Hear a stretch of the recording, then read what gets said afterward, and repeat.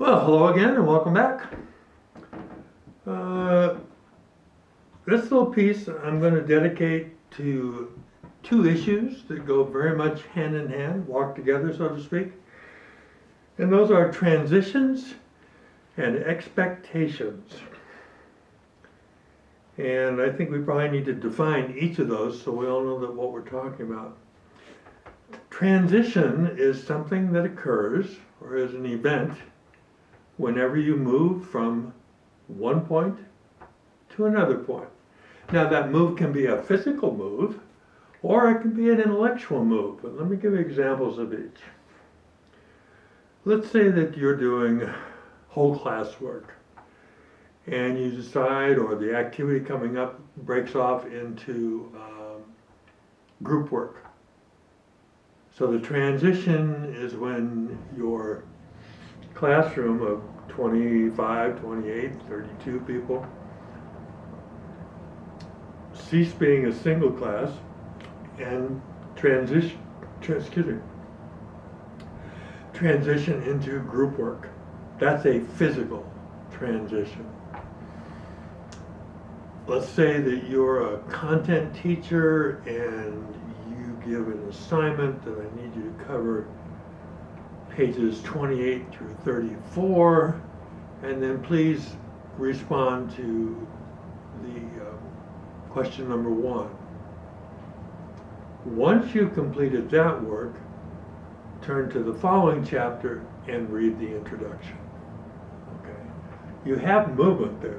Nobody would question you have movement there, but the student is not getting out of their seat.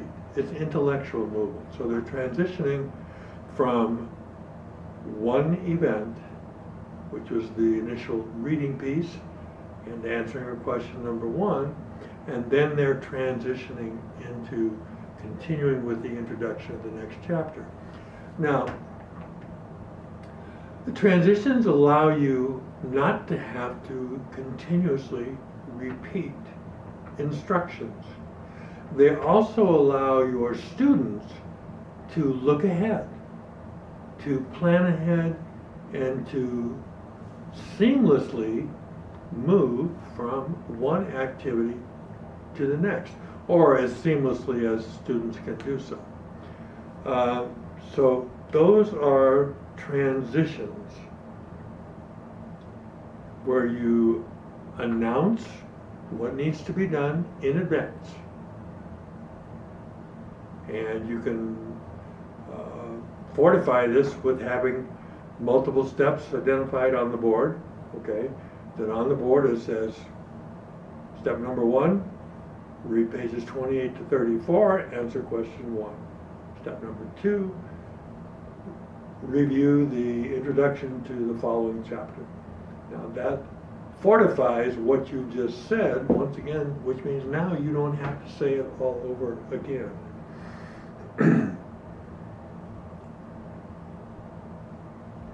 It's certainly possible, once your students are used to these transitions, to link multiple transitions together.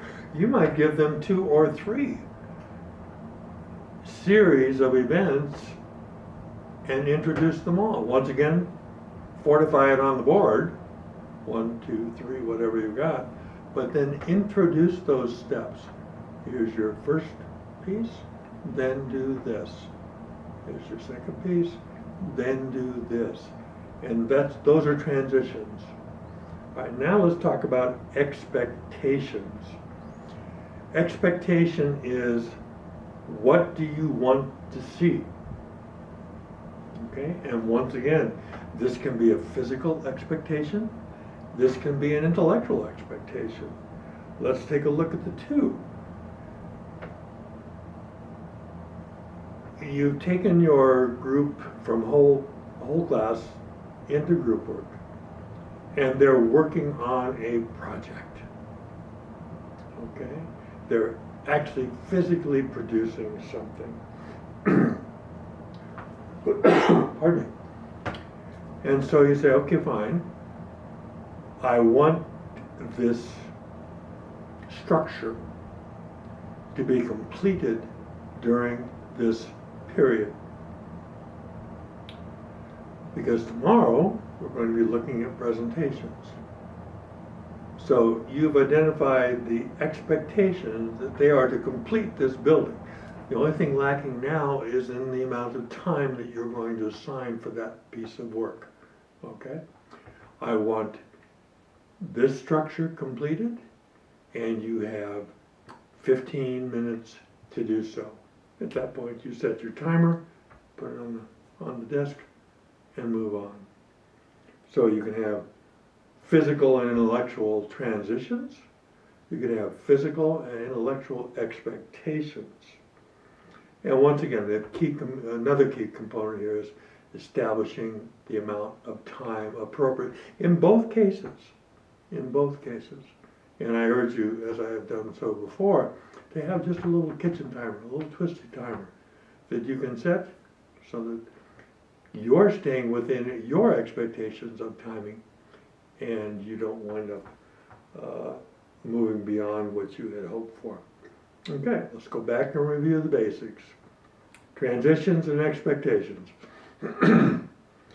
Transitions is either the thought moving from one activity to another, or the student physically moving from one activity to another. Expectations.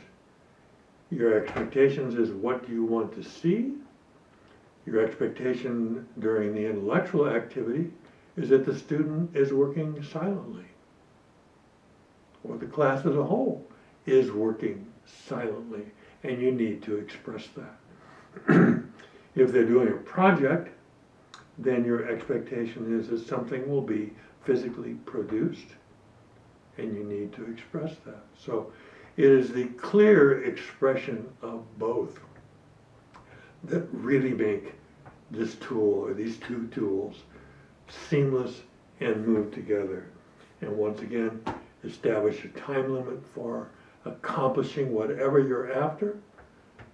Fortify it with the backup instructions on the board. At that point, you step back and watch the class go. Okay, speaking of class, let's get back to class.